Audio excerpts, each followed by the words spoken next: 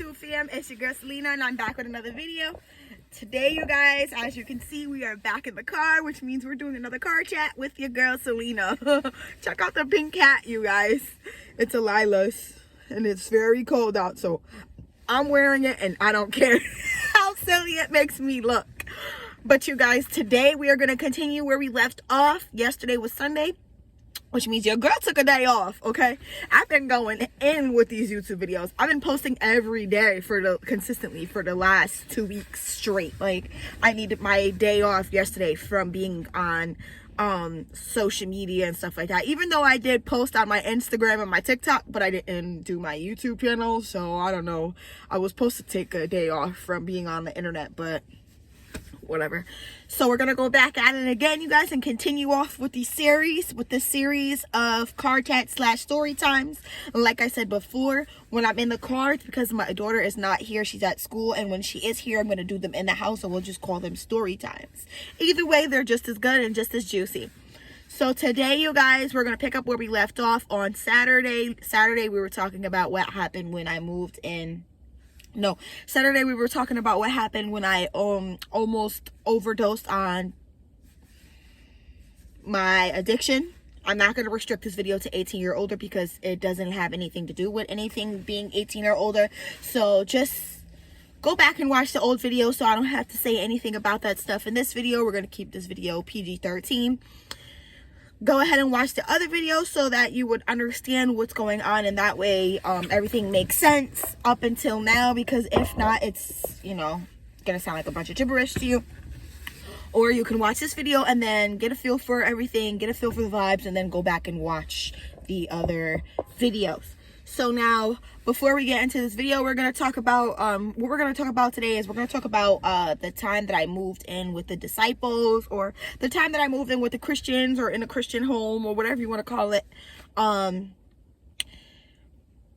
Before we get into this video, make sure you guys go ahead and subscribe to this channel, like this video, and leave a comment. You guys, we are on our road to our first 1,000 subscribers. Make sure you guys are engaging with the videos. Every like, every comment, every emoji down in the bottom is another way for YouTube to see that people are actually watching my videos, and to see that people are actually engaging with them, and they're gonna say, okay, she's worth us putting her up in the algorithm so other people can see her videos. So make sure you guys are engaging with the video.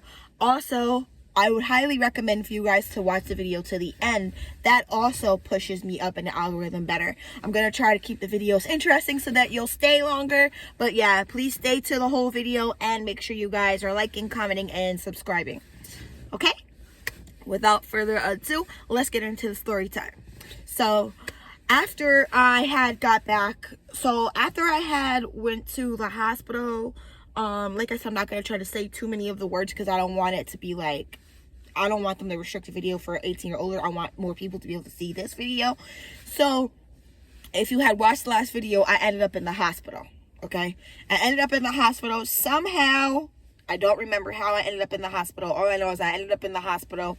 I think I took myself to the hospital or something like that. I'm not sure, but I ended up in the hospital after last incident.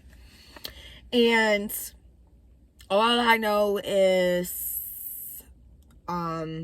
I'm in the ER, like, waiting area, and the girls that used to go to, like, the fellowships and stuff with the church boy, like, the people that lived there at that house, so there's, like, about 7 or 8 of them people that used to live at those houses.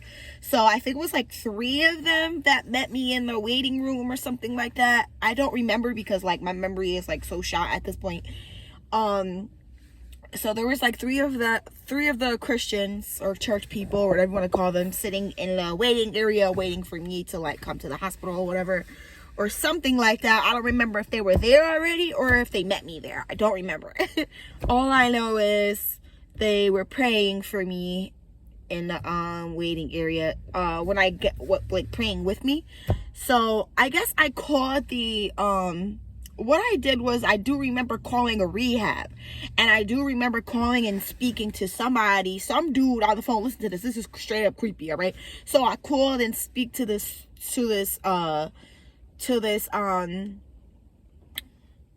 like doctor or something like that on a rehab place. And I'm talking to him and I'm like, yes, I'm ready to come into rehab. I'm ready to get clean. I'm ready to like clean myself up and stop using. And I'm explaining to him my situation. And he's asking me for my information. He asking me my name. He asking me my age, all this stuff or whatever to like get me registered to come in there. And he's like, where are you at now? And I'm like, I'm at the hospital. And I explained the situation that happened the night before. He was like, well, since you were just on, you know, using the stuff, I need you to stay in the hospital for at least 3 days and kind of like clean your system out, because we're not going to allow anybody to come into the rehab center that is freshly on. So you're going to have to like clear your system out and wait till the paranoia part is gone, because we won't be able to have you come in here like that. So I'm like, okay, fine. So I go in the back of the hospital where they were, you know, to see me or whatever with the doctors and the nurses and stuff. And they gave me fluids. They cleared me to be able to go to the rehab. They said you were fine. They said I was fine. I didn't seem like I was tripping or anything like that. Like, I seemed like I was good. I stayed there for like a couple hours, and then I went back out in the waiting area where where the church people or the Christians were all standing up in a circle holding hands, and they were praying for me. So then I get in the car with the girls, with the Christian girls or whatever, and I just started crying or whatever. And she's like, what now? Like, where are you going to go now? At this point, I lost my apartment. I was evicted out of my apartment in Yates. And at this point, I didn't feel comfortable or safe to go back to my sister's house because of, you know, the situation that happened. Well, you know, you have to watch the video to understand. Me and her were not getting along at this point. We were just arguing, and pretty much it was like I didn't feel comfortable going back there. I didn't want to go back to my mom's house or with my other sister because they had their own things going on. So I was just sitting in the car and I just started crying or whatever. And the girl was like, one of the Christian girls was like, well, how about you just so I'm like, let me call the rehab center. So I call the rehab center, and I'm trying to look for the guy that I was just speaking on the phone with, and they're all saying that there was no guy that worked there today. And I wasn't speaking to anybody on the phone. I think I stayed in the hospital overnight. I don't remember if I stayed overnight or a couple hours. All I know is when I went back out there and I called the guy, and they were all like, when I called the rehab center, they were saying, there's nobody here that you apparently spoke to. Do you remember his name? I said, no, he didn't give me his name. Oh, no, I gave him the name. They said, oh, nobody by that name works here. And then they were saying, no guy worked today. I said, well, I just spoke to somebody on the phone here today that said I could come there. So apparently the conversation never happened, and I was just making it up. But I was on the phone with them in front of freaking Christians, so I know this happened. So I hang up the phone and I start crying, whatever. And the Christian girl is like, oh, how about you can just come stay with us at the house with the girls for a little while until you get better, so you get back on your feet. And I'm like, fine. She was just like, basically, well, if you're going to come stay with us, then you're not going to be able to do that stuff that you were doing. You're going to have to like stop, and I want you to get back right with God, and I want you to just start going back to fellowships and stuff, and just like come chill out. And I'm like, all right, fine. Now, mind you, when I had the situation where I saw the like demonic spirit in my kitchen or whatever, I feel like ever since like the thing screamed in my face, I've had this like knot on the side of my head, like this bump on the side of my head where like it causes me pain, like I have headaches. And to this day I still have it on my head. I just don't have any migraines from it as much. I have migraines in it sometimes, but not all the time.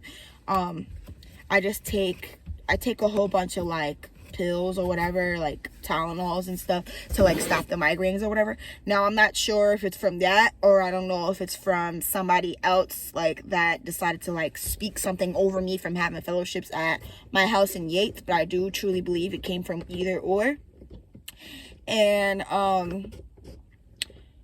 but that's another conversation.